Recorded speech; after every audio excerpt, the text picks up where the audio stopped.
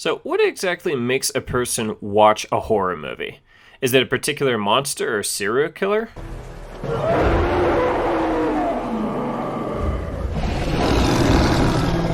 Is it a cast of well-known actors? Open it!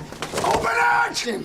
Open it! Open it! Open it! Open it! Open it! Open it! Open it! Open it! Or an interesting premise or plot? A good trailer? Just everyone else talking about it? I mean, well, with Willys Wonderland, it was a bit of everything. I mean, everyone loves a good Nick Cage crazy man character. I mean, people still talk about and know of Five Nights at Freddy's.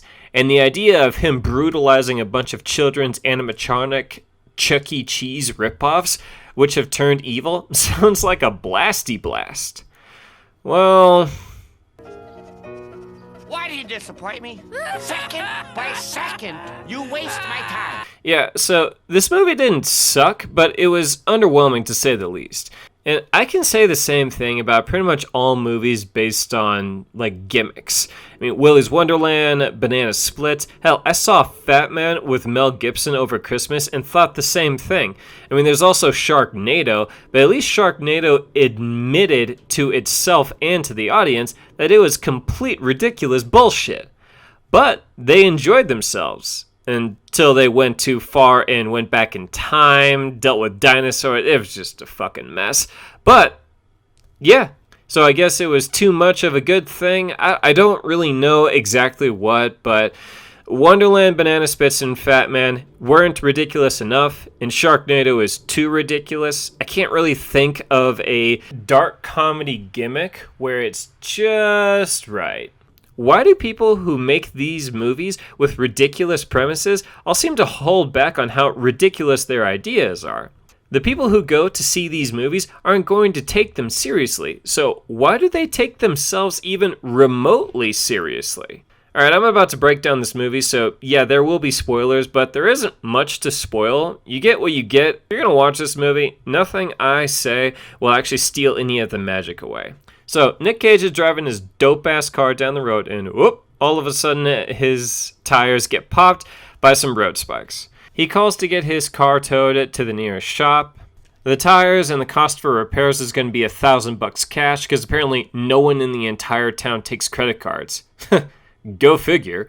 So the mechanic gives him an alternative. They meet the town mayor, and he tells Nick Cage that if he cleans his off-brand Chuck E. Cheese overnight, he'll pay for the tires and the repairs, and they shake on it. Good old Nick Cage gets to work. He's a simple man of a few words, and by few words, I mean none. He doesn't say a single damn word in this whole movie.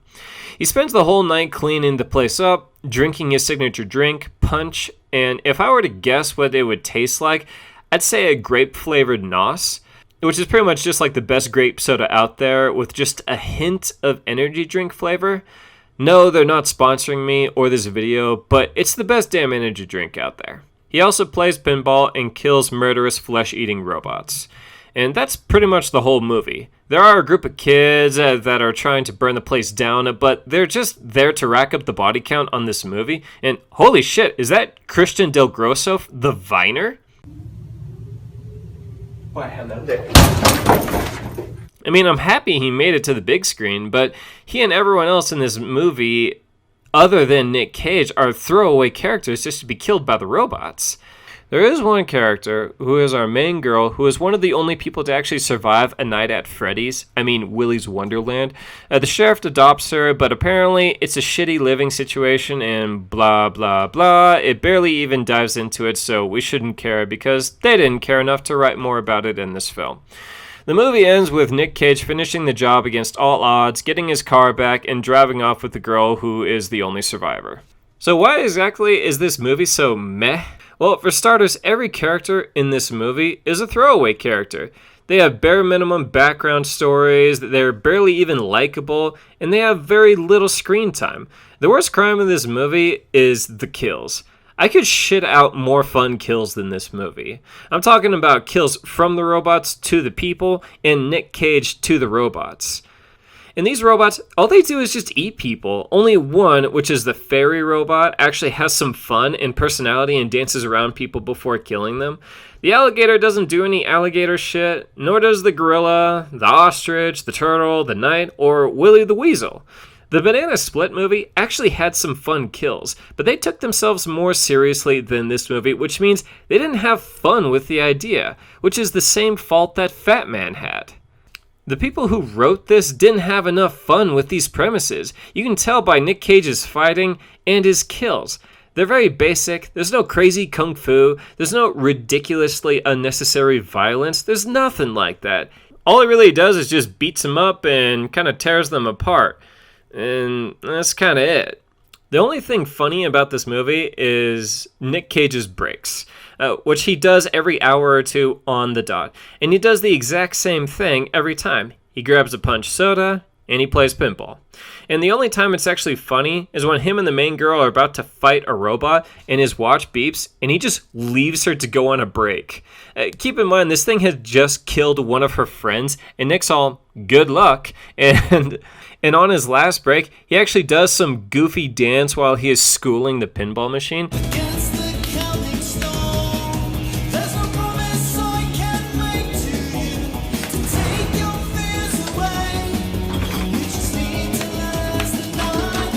So that's two moments of fun in this movie.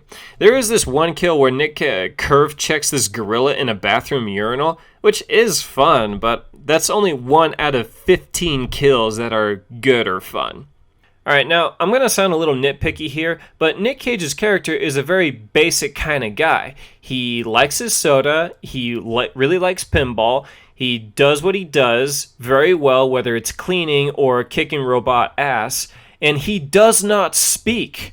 But in the very beginning of the movie, his tires get popped and he calls someone to go pick him up.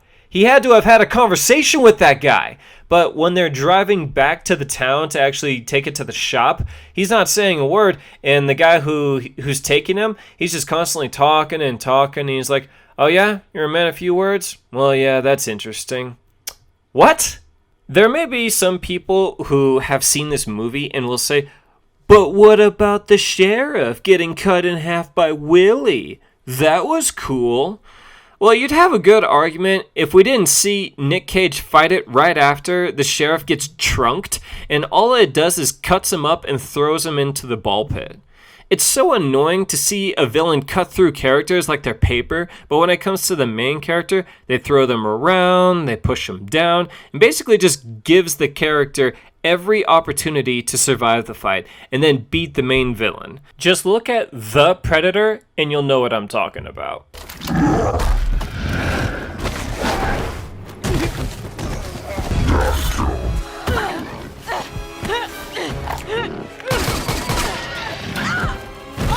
Oh, and just watch clips. You can definitely skip that shit movie. And honestly, you can also skip Willys Wonderland. My overall opinion is that the movie is not funny or fun enough. Just another wasted opportunity. And that's it. This is my shortest video, and that's my shortest recap of this movie. There's not much going on, and there's really not much to talk about either. Thanks for watching. Stay spooky.